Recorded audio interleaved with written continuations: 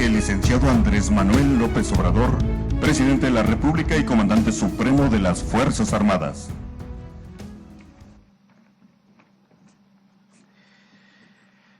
Nos da mucho gusto estar en Hermosillo, en Sonora, en este día histórico, porque un día como hoy, en 1913,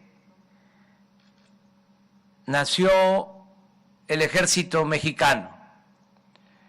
Estamos conmemorando 108 años de la fundación de nuestro ejército.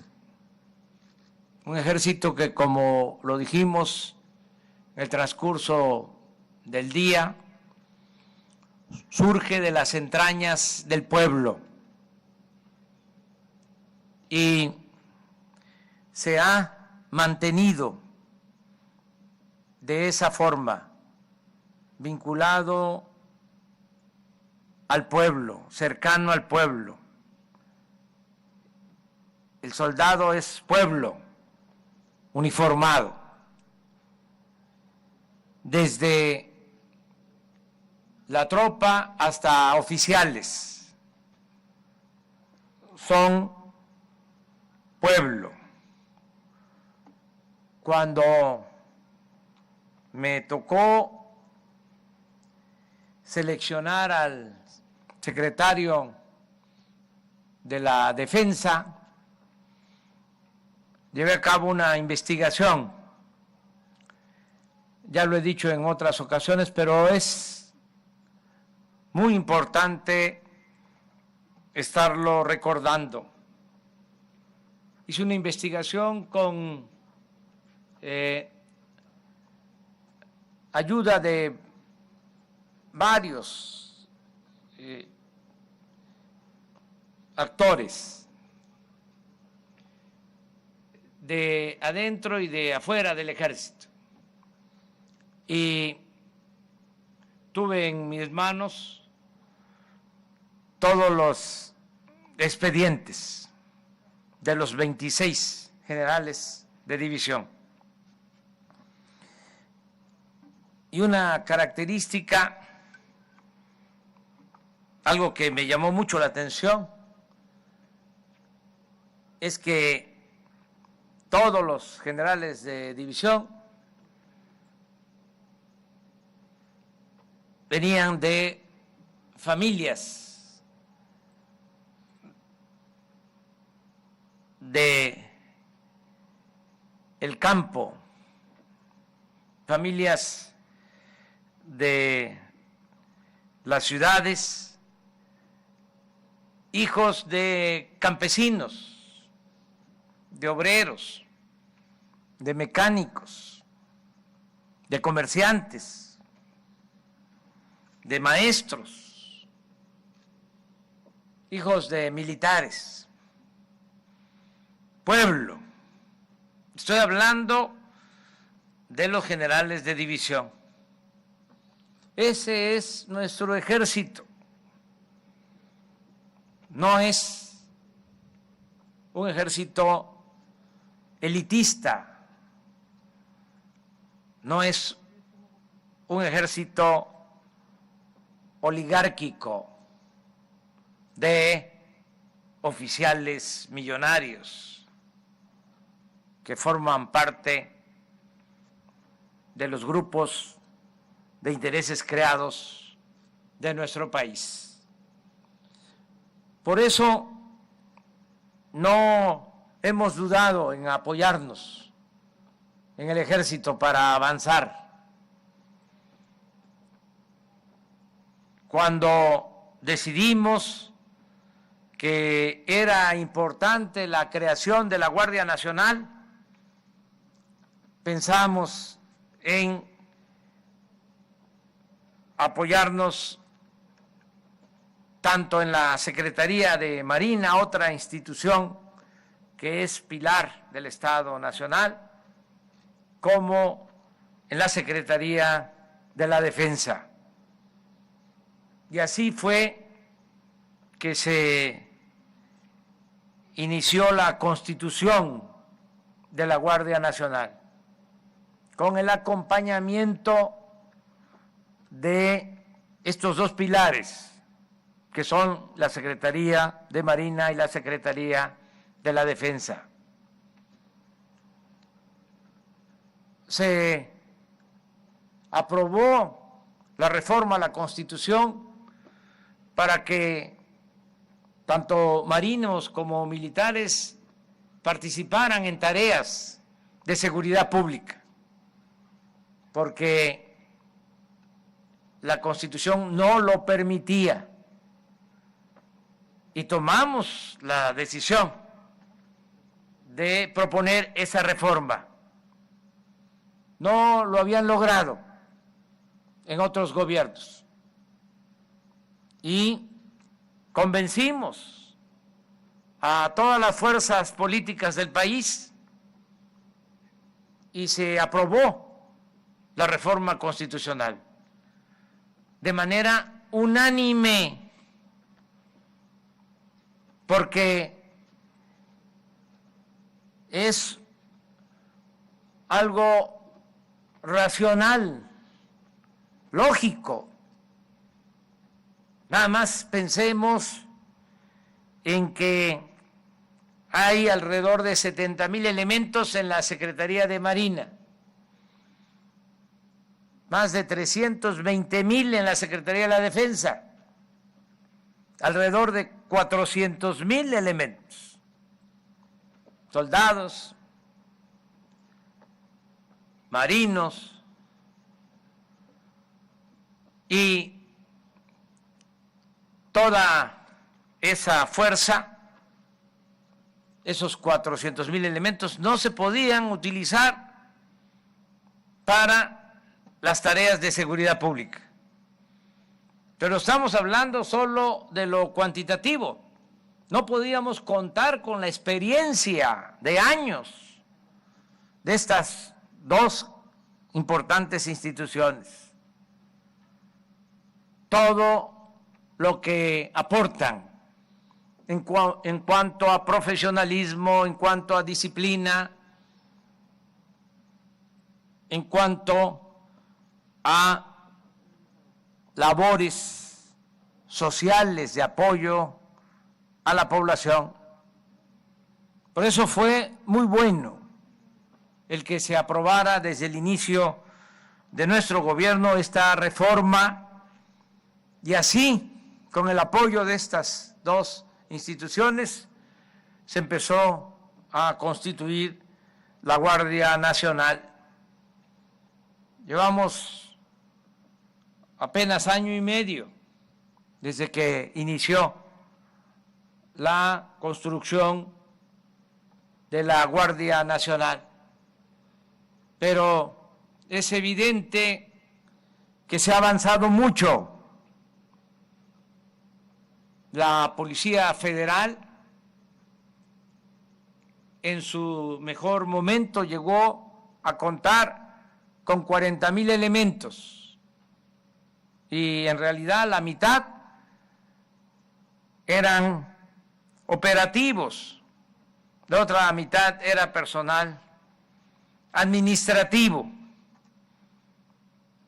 20,000 elementos para la seguridad pública en el país. Ahora la Guardia Nacional tiene 100,000 elementos operativos, 5 veces más en año y medio. La antigua Policía Federal no llegó a tener cuarteles en toda su existencia. Ahora ya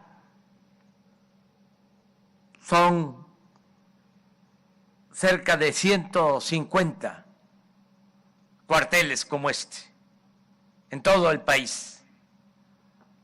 Y el año próximo 240 en total. Era lamentable la forma en que se trataba a los integrantes de la Policía Federal.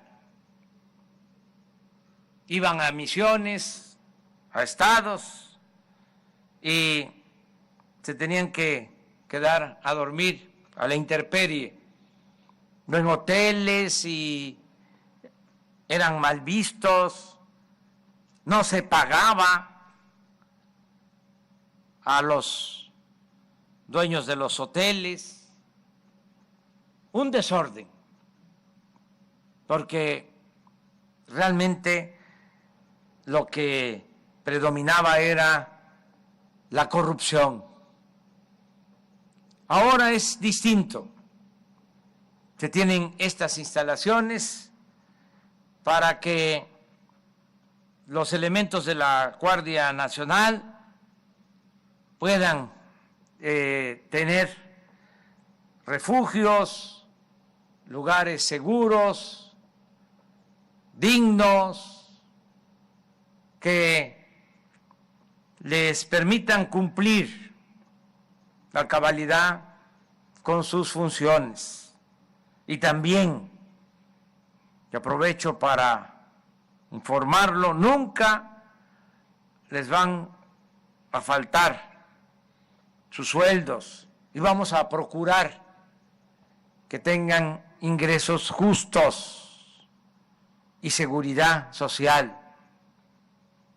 El propósito es que también en eso se imite a las Fuerzas Armadas, que tengan la misma seguridad social, las prestaciones que se tiene en la Secretaría de Marina y en la Secretaría de la Defensa, porque no es nada más el salario. Muchos trabajadores mexicanos, servidores públicos, lo que buscan es la seguridad social,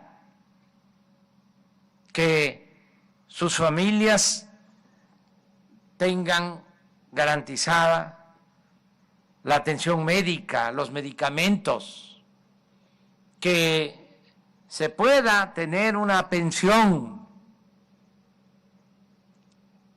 para el retiro, que los hijos tengan posibilidad de recibir becas, que haya seguro de vida para que en caso de fallecer, de perder la vida, no queden en el abandono los familiares, no queden sin protección los hijos. Todo eso lo tenemos que garantizar.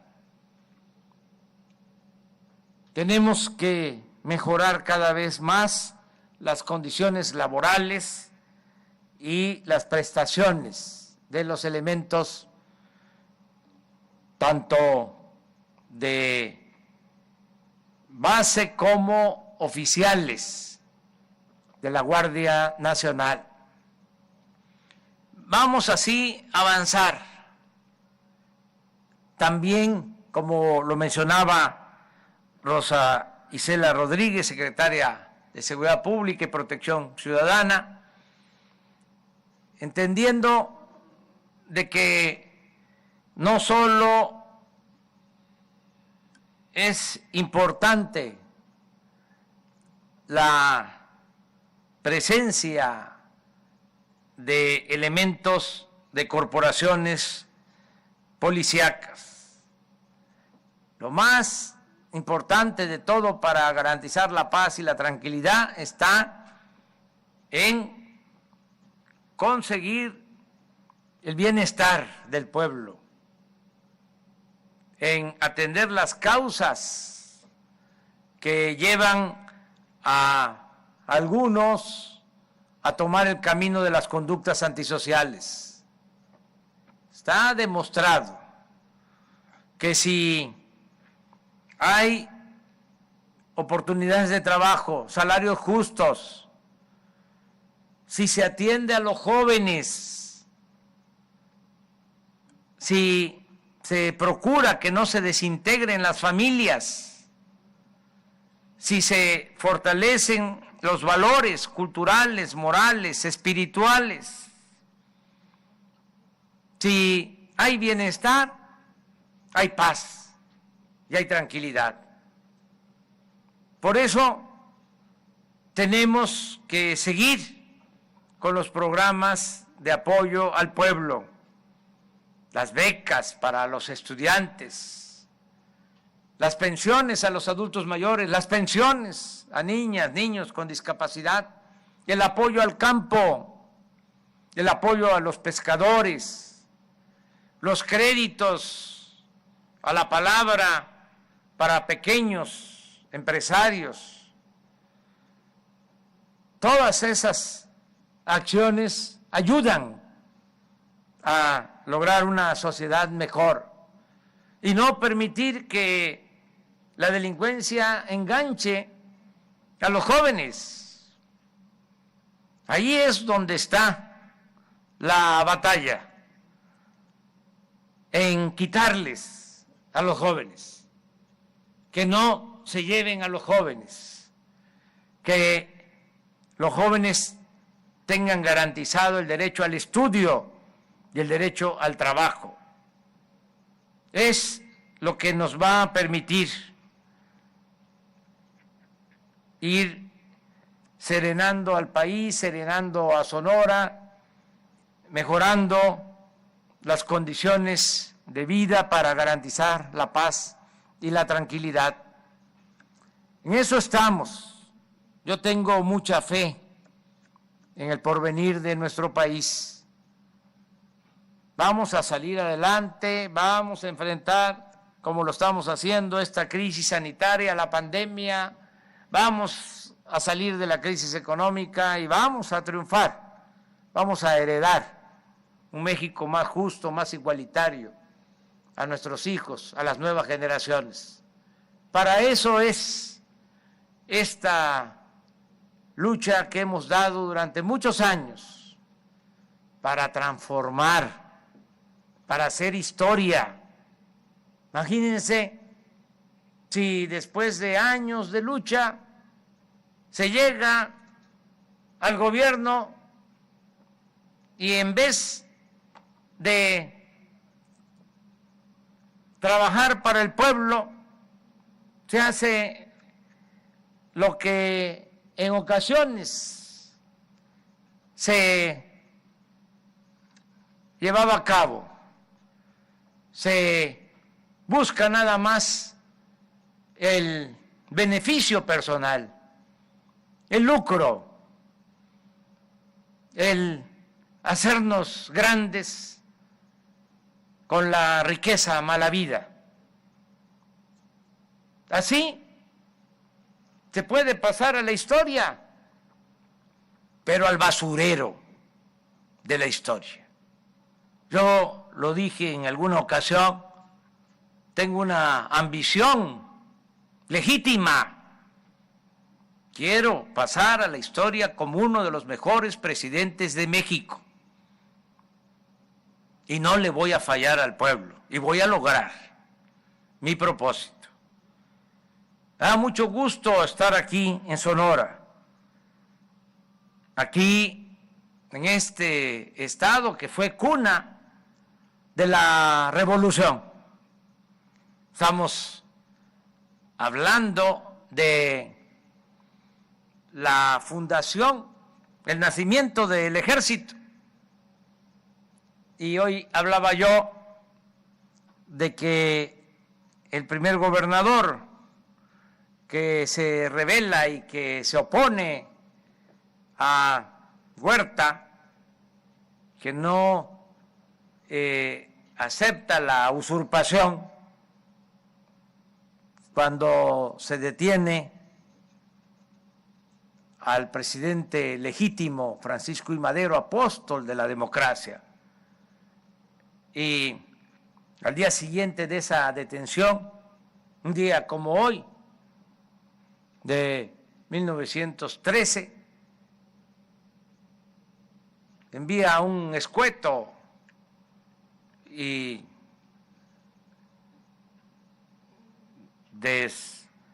desgraciado telegrama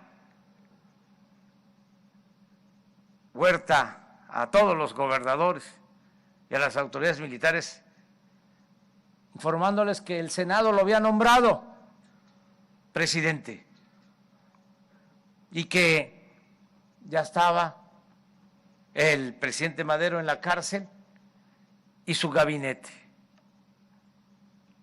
Casi todos los gobernadores aceptaron, menos Carranza. Pero el segundo que protestó y que se sumó a esa causa fue entonces el gobernador de Sonora. Y no solo el gobernador de Sonora, forman parte del ejército naciente sonorenses importantes, como Álvaro Obregón, como Plutarco Elías Calles, como otros sonorenses. Estoy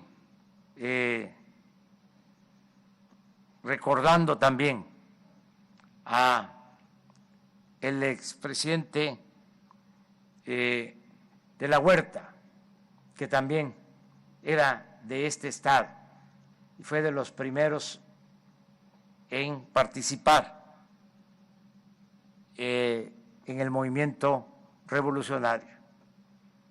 No se podría escribir la historia de la revolución sin los sonorenses. Todos ellos apoyaron al presidente, al gobernador, en ese entonces Venustiano Carranza, y suscribieron el Plan de Guadalupe, en donde se acordó luchar para derrocar a Huerta y restablecer el orden legal, el orden democrático. Por eso me da mucho gusto estar en este estado tan importante, Sonora, y informarle al pueblo de Sonora que llevamos muy buenas relaciones con la gobernadora Claudia Pavlovich. Tan es así que me venía platicando acerca del subsidio de la luz, pero pensé que me iba a mandar un oficio, que no me iba a emplazar como lo hizo. Pues claro que vamos a apoyar de nuevo a Sonora con el subsidio a la luz. Lo hemos hecho año con año y lo vamos a hacer en este 2021 para que se ayuden, se apoyen los consumidores de la energía eléctrica por la situación tan especial que se padece en Sonora por las altas temperaturas. Vamos a hacer los trámites, le vamos a dar la buena noticia al secretario de Hacienda de que ya hicimos este compromiso y que los compromisos se cumplen. Muy buenas noches, muchas gracias.